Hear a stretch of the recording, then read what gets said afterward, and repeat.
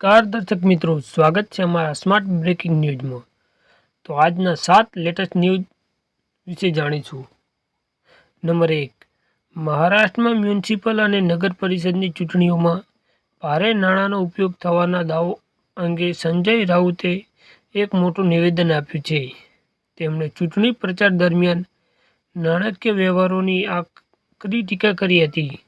તેમણે એવો પણ આરોપ લગાવ્યો હતો કે મુખ્યમંત્રી દેવેન્દ્ર ફડણવીસ અને મહાયુતિ સરકાર મોટા પાયે નાણાંનો ખેલ રમી રહી છે।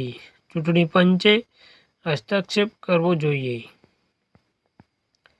સંજય રાઉતે એમને પણ કહ્યું હતું કે શિંદે જૂથ ભાજપ દ્વારા બનાવવામાં આવ્યું છે। તેમણે સ્પષ્ટપણે કહ્યું હતું કે પૈસાથી રાજકારણ મળવું લોકશાહી માટે મોટો ખતરો છે। એકનાથ શિંદેના 35 ધારાસભ્યો થશે અલગ। સંજય રાઉત મહારાષ્ટ્રમાં ચૂંટણીના વાતાવરણ વચ્ચે મહાયુતિ પક્ષોમાં વિવાદો વધ્યા દેખાય છે। ભાજપના પ્રદેશ પ્રમુખ રવિન્દ્ર ચૌહાણે કહ્યું હતું કે તેમણે 2 ડિસેમ્બર સુધી મહાયુતિને બંધ રાખવી પડશે। આનાથી સંકેત મળે છે કે ગઠબંધનમાં બધું બરાબર નથી। હવે શિવસેના ઠાકરે જૂથના સાંસદ સંજય રાઉતે આ મુદ્દે નંબર 2, ગોપાલ અને મેઘાણીએ ભલે એલએલબી કર્યું હોય પણ હર્ષ સંઘવીએ રાજકારણમાં પીએચડી કરી છે।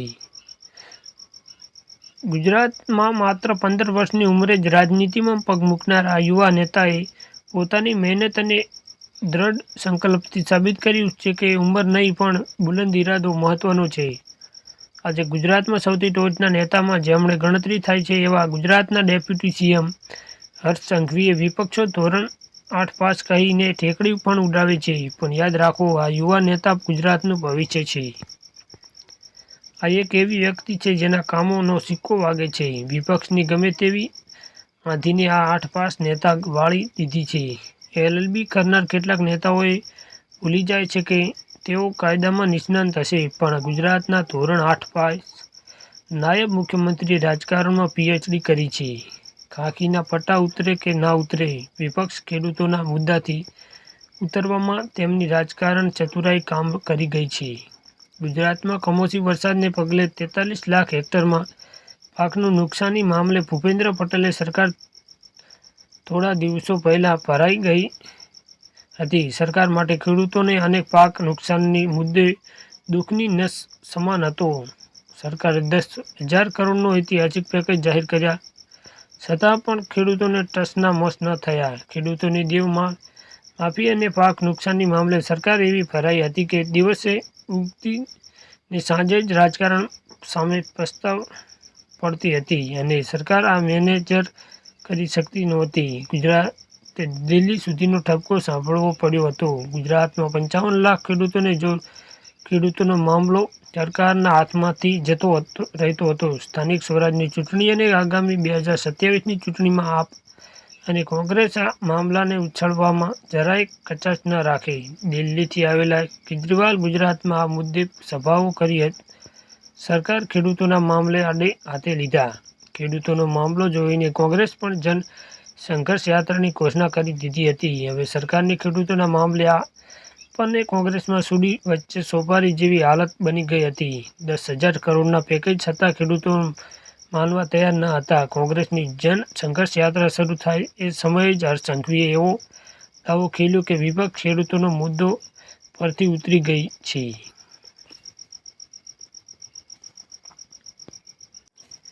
નંબર 3, આસારામના જામીનથી ગુસ્સે ભરાયેલા બલાત્કાર પીડિત સુપ્રીમ કોર્ટ પહોંચી જામીન રદ કરવાની માંગ કરી। નવી દિલ્હી: એક સગીરા બલાત્કાર પીડિતાએ સુપ્રીમ કોર્ટમાં આસારામના જામીન રદ કરવા માટે અરજી દાખલ કરી છે। બલાત્કારના દોષી આસારામને ઓક્ટોબરમાં રાજસ્થાન હાઈકોર્ટે અને નવેમ્બરમાં ગુજરાત હાઈકોર્ટે તબીબી કારણસર જામીન આપ્યા હતા। પીડિતાના વકીલ અલ્જો જોફે સુપ્રીમ કોર્ટને જણાવ્યું હતું કે આસારામ દેશભરમાં ફરે છે અને ગંભીર રીતે બીમાર નથી।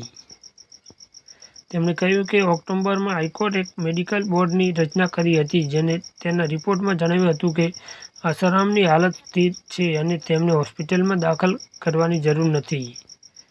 જોસેફ એવી પણ દલીલ કરી હતી કે આસારામ અમદાવાદ, જોધપુર અને ઇન્દોર જેવા અન્ય સ્થળોએ મુસાફરી કરી રહ્યા હતા. વકીલે જણાવ્યું હતું કે આસારામ ઋષિકેશની મહારાષ્ટ્ર પણ ગયા હતા.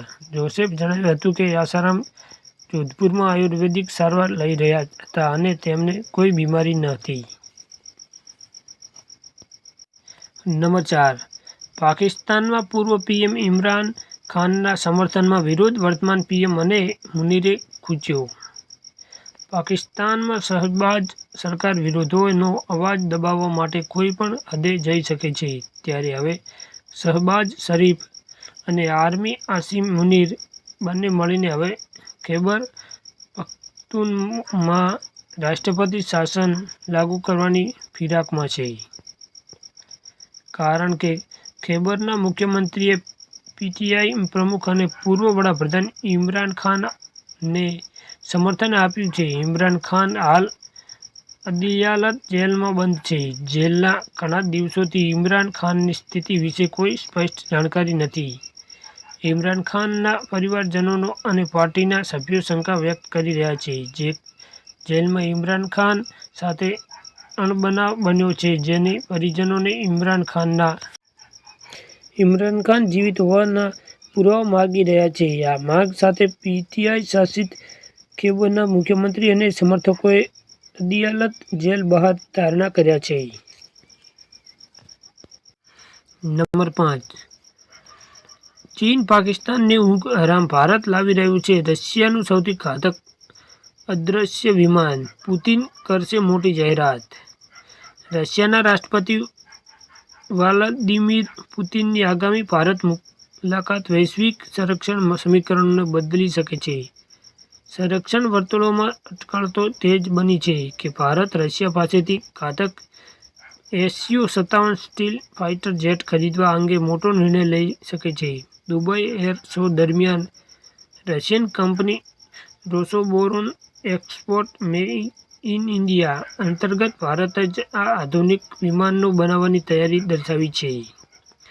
જો આ સોદો સફળ થાય છે તો ભારતની હવાઈ તાકાતમાં અનેક ગણો વધારો થશે અને ચીન, પાકિસ્તાન જેવા પડોશી દેશો માટે તે ચિંતાનો વિષય બનશે. નંબર 5. વિક્રમ ઠાકોર ગુજરાતના જાણીતા કલાકાર વિક્રમ ઠાકોર રાજકારણમાં કરશે પ્રવેશ, કઈ શરતો સાથે કયા પક્ષમાં જોડાશે, જાહેર મંચ પરથી કર્યું એલાન. ગુજરાતના ફિલ્મ પડદે ચમકનાર વિક્રમ ઠાકોરે હવે રાજકારણમાં પગ પેસારો કરવાના એલાન આપ્યા છે. ગઈકાલે ગુજરાત ક્ષત્રિય ઠાકોર ન્યાય સમિતિની સાણંદ ખાતે જાહેર સભા યોજાઈ હતી અને આ જનસંમેલનમાં સમાજના લોકોની વચ્ચે મંચ પરથી વિક્રમ ઠાકોરે રાજકારણમાં પ્રવેશ કરવા મામલે વાત કરી હતી. ઘણા સમયથી વિક્રમ ઠાકોરે રાજકારણમાં જોડાવા તેવી અટકળો ચાલી રહી છે અને તે વચ્ચે આ સંમેલનમાં હવે વિક્રમ ઠાકોરે પોતે આ મામલે અટકળતાને અંત લાવ્યો છે. નંબર 7. રાજકોટમાં શહેરમાં હવાનું પ્રદૂષણ વધતા અધિકારીઓનો દોડતા થયા.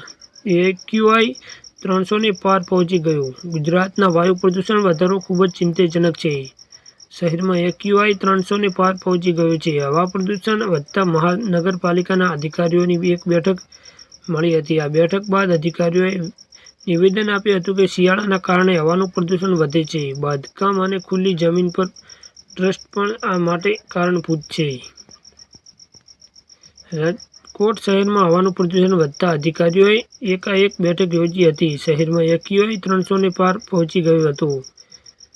મનમાપના અધિકારીઓએ બેઠક બાદ નિવેદન આપ્યું હતું કે શિયાળાના કારણે હવાનું પ્રદૂષણ વધે છે. આ ઉપરાંત બાંધકામ સાઇટો અને ખુલ્લી જમીન પર ડસ્ટ હોવાને કારણે પ્રદૂષણમાં વધારો થાય છે. શહેરના વૃક્ષોની સંખ્યા વધારવા પ્રયાસો હાથ ધરાશે. વૃક્ષના આયુષ્ય જાળવવા માટે જીઓટોકિંગ કરાશે.